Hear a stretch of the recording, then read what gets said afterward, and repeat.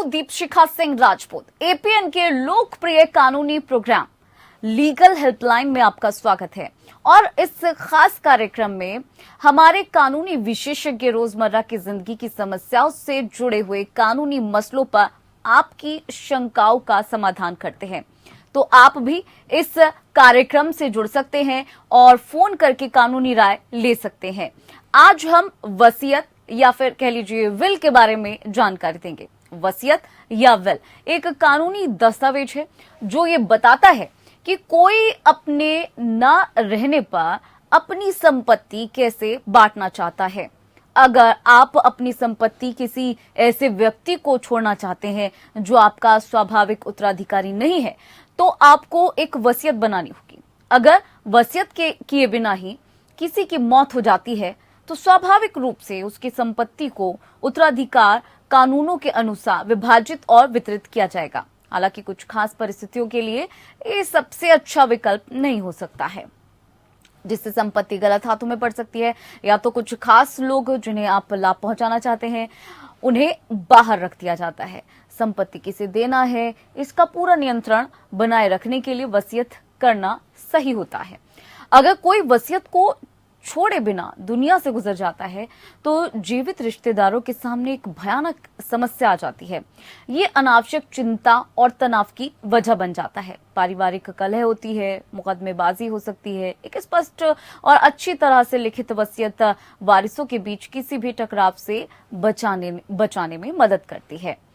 हमारे आज के कानूनी विशेषज्ञ हैं सुप्रीम कोर्ट के अधिवक्ता अभिजीत चट्टोपाध्याय जी। अभिजीत जी आपको वसीयत से जुड़े तमाम कानूनी पहलुओं की जानकारी देंगे। अगर आपका वसीयत से जुड़ा कोई सवाल है तो आप फोन करके राय ले सकते हैं। हमारे फोन नंबर भी आपके टेलीविजन स्क्रीन पर लगातार फ्लैश हो रहे हैं। नंबर भी आपको एक बार बता देते हैं, 01206127 एक और नंबर आपको बताते हैं 01206127 तो आप कानूनी सलाह ले सकते हैं।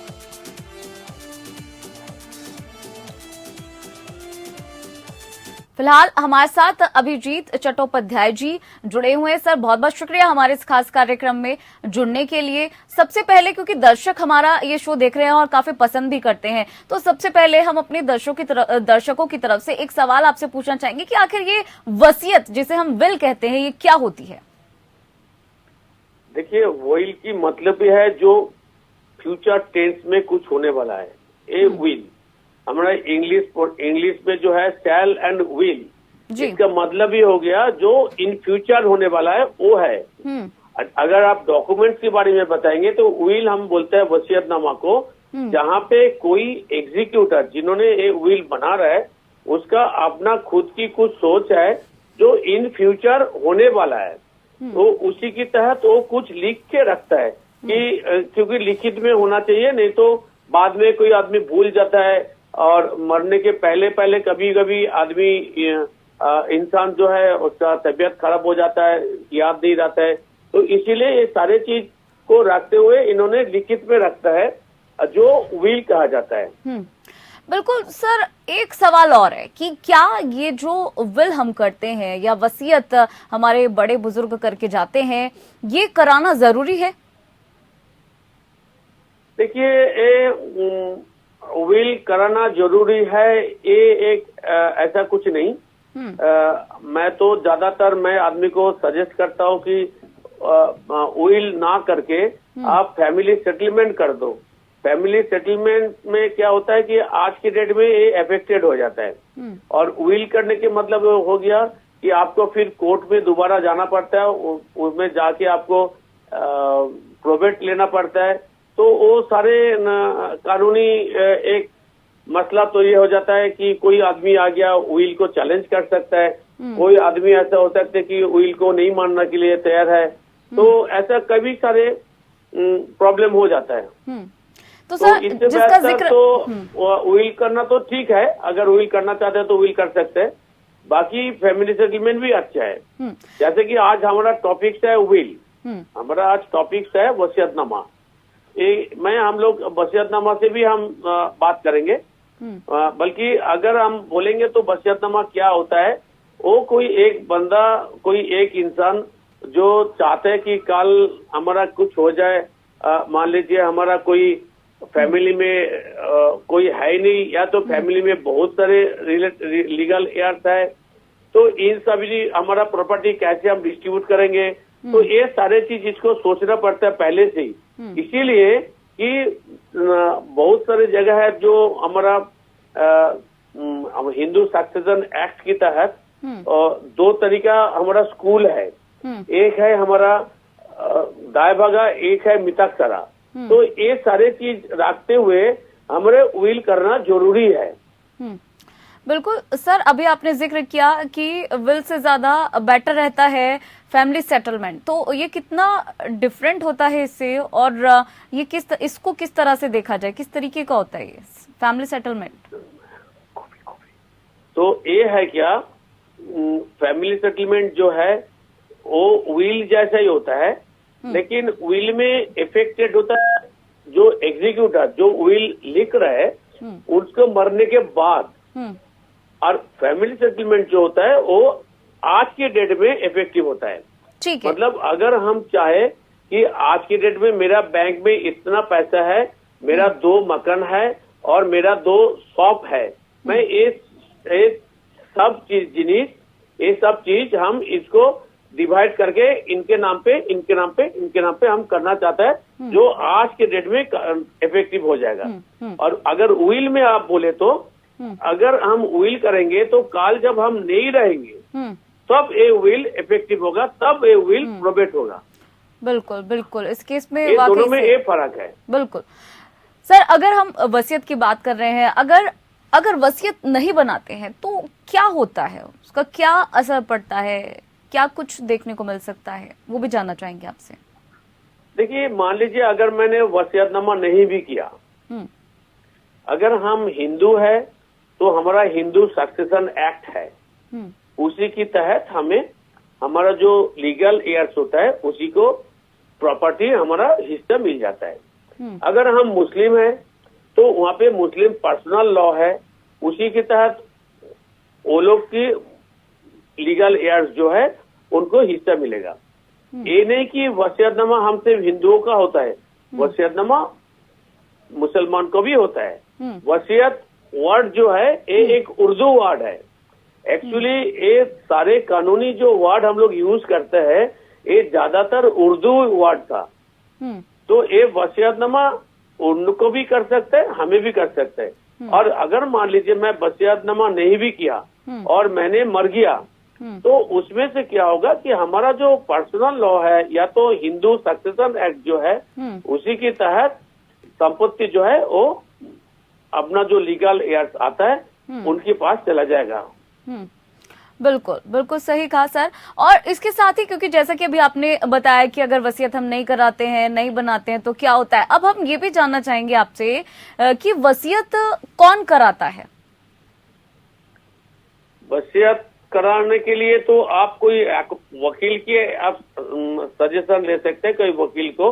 लेकिन वसीयतनामा में ये जरूरी है एक डॉक्टर को विटनेस के तौर पे साइन कराना, क्योंकि जब हम लोग वसीयतनामा एग्जीक्यूट करते हैं उसी टाइम की जो एग्जीक्यूटर जो है, जो वसीयतनामा जो जिसके तरफ से हो रहा है वो सुस्त है, वो उसका कोई कॉमन सेंस अनसाउंड माइंड नहीं होना चाहिए।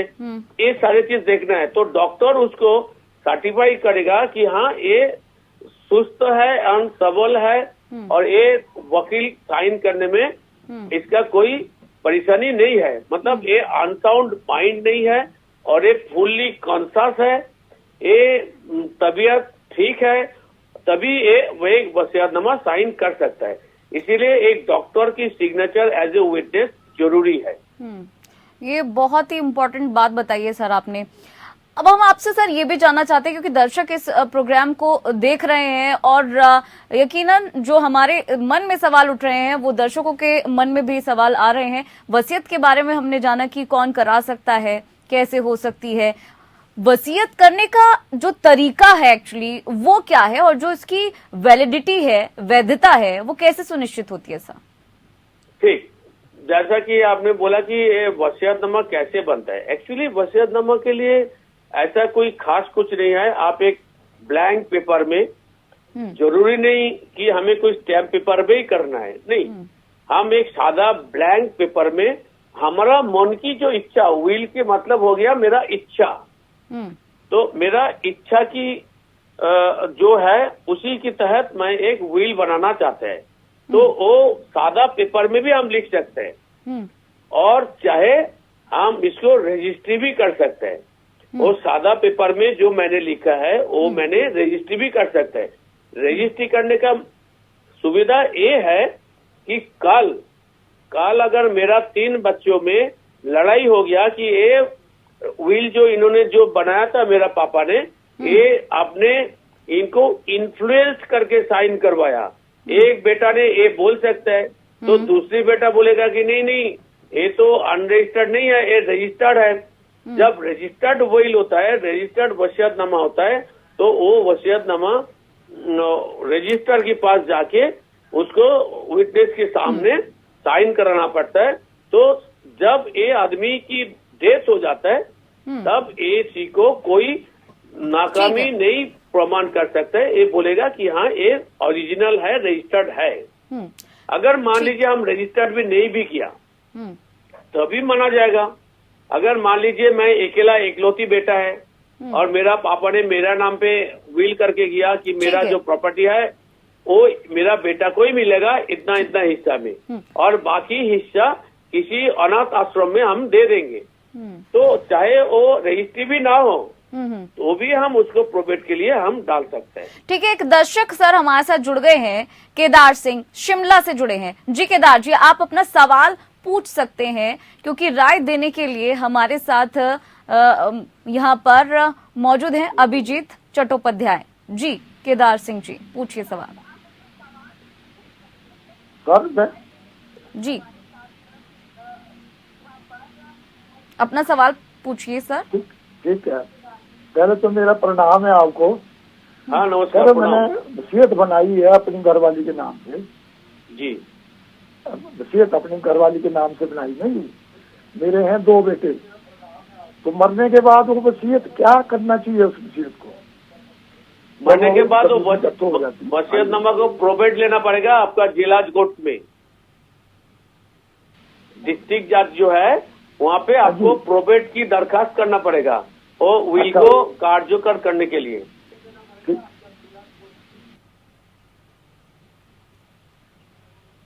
केदार जी सुन पा रहे हैं? हाँ सुन रहा हूँ मैं सर।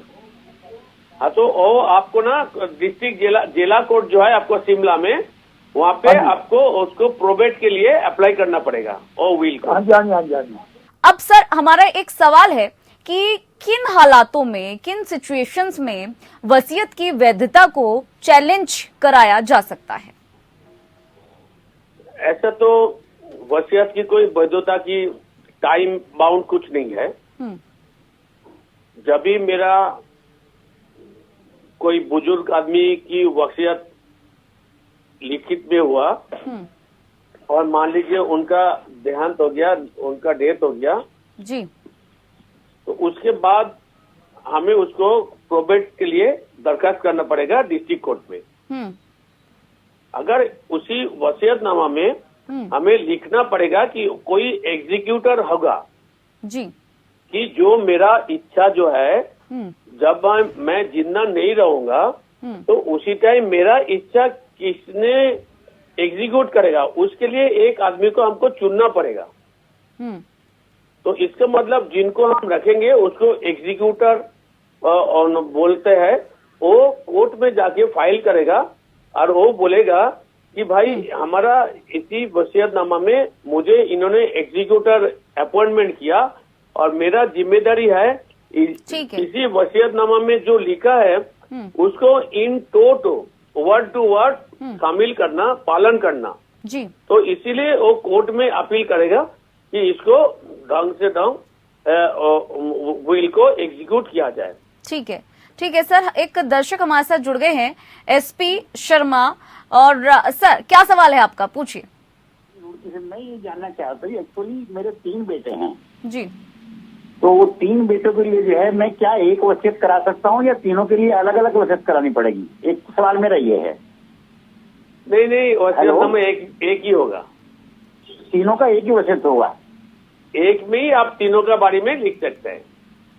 तीनों के बारे में नहीं, तीनों की वसीयत अलग अलग करनी पड़ेगी या तीनों की एक हो सकती है? एक में एक वसीयत में ही सर आप तीनों के लिए जो भी आपकी विल में लिखना चाहते हैं वो आप एक ही विल में तीनों के लिए लिख सकते हैं। दूसरा सवाल क्या है सर आपका? ये है, उसका मुझे जवाब मिल गया है जो अभी वकील साहब ने दिया है कि जो चौथा हिस्सा है उस वसीयत का, वो चौथा हिस्सा मेरे जो है वो रिप्रेजेंटेटिव को मिलेगा जिसको मैं अलॉट करूंगा एडवाइजर। जो चौथा हिस्सा है मेरा उस वसीयत का है, 4 हिस्से मैंने वसीयत के कर दिए, तो चौथा मेरा अपना हिस्सा है। अब वो ये है कि जिसके पास मैं रहता हूँ मैं वो हिस्सा उसको देना चाहता हूँ, तो उसको जो है मैं दे सकता हूँ या नहीं दे सकता हूँ?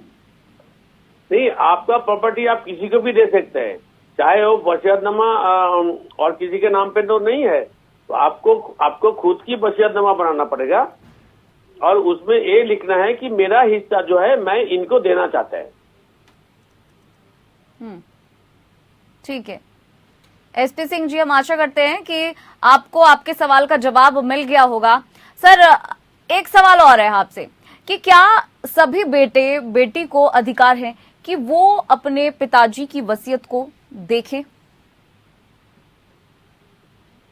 देखिए, वसीयत जो है वो तो किसी एक आदमी की इच्छानुसार कुछ लिखा है, इसमें बेटा बेटी की कोई अलग बात नहीं है। बेटा बेटी तो उनका हिस्सा ही है।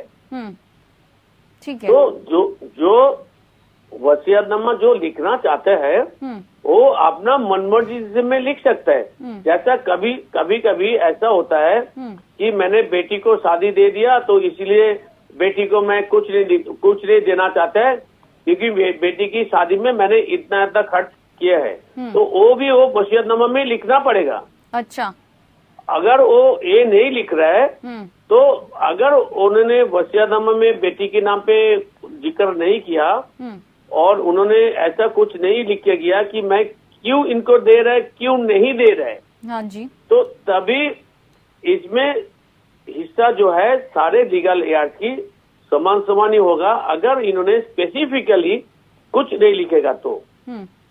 ठीक है सर, एक सवाल और है कि वसीयतकर्ता की मौत के कितने दिन बाद इस वसीयत को देखा जा सकता है? ऐसा कोई नहीं, साधारण तो ऐसा होता है कि जब भी किसी का डेथ हो जाता है तो हमारा घर में अगर मुसलमान होगा तो 40 दिन घर में तो दुख की हम लोग जताते हैं जी। और हिंदू होगा तो 30 दिन की हम लोग को ऐसे तो चला जाता है। तो ऐसा कोई डेट नहीं कि हमें 3 दिन के अंदर ही इसको हमें सब कुछ करना है। तो एक अगर रजिस्ट्री होगा तो रजिस्ट्री के लिए तो आपका कोई टेंशन की बात ही नहीं।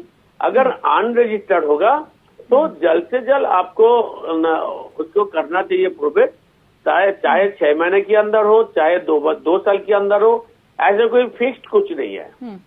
ठीक है सर, इससे पहले जब आपने हमें बताया था कि वसीयत जो है एक प्लेन पेपर पे भी लिखी जा सकती है, उसके लिए कोई हार्ड एंड फास्ट रूल नहीं है, तो हमारा सवाल उसी से जुड़ा हुआ है कि क्या वसीयत को पंजीकृत कराना या स्टाम्प पेपर पे लिखना जरूरी नहीं है? मतलब ये मान के चले। नहीं, एक चीज मैं आपको बताऊं, मान लीजिए इन्होंने रजिस्टर्ड किया नहीं तो क्या हो सकता है? उसमें यही हो सकता है कि हमारा एक बेटा और एक बेटी है जो बेटी की शादी दे चुके हैं और बेटा का भी शादी हो चुका है। इसके बाद बेटी की जो दामाद है और उनके साथ हमारा परिवार में कुछ लड़ाई झगड़ा हो गया तो बेटी हमारा घर पे नहीं आ रहा है और बेटा चाहे बहू के साथ लड़ाई झगड़ा हुआ तो बेटा मेरा घर से बाहर चला गया। तो ऐसा कई भी स्थिति हो सकता है। अगर कई भी स्थिति क्या होगा वो तो मुझे नहीं पता। तो मान लीजिए अगर हमें अनरजिस्टर्ड वसीयत हमें कर रखा और ऐसा किसी भी स्थिति पैदा हो गया तो उस टाइम बेटा या बेटी बोल सकता है कि भाई ये जो अनरजिस्टर्ड वसीयतनामा है वो हम मानने के लिए तैयार नहीं है, क्योंकि ये इनका साइन नहीं है, ये इनका अपना साइन नहीं है, इसमें हमने कुछ नहीं बताया। जैसा कि अनरजिस्टर्ड होगा तो ये सारे प्रॉब्लम खड़ा हो सकता है। बिल्कुल बिल्कुल। अगर वो रजिस्टर्ड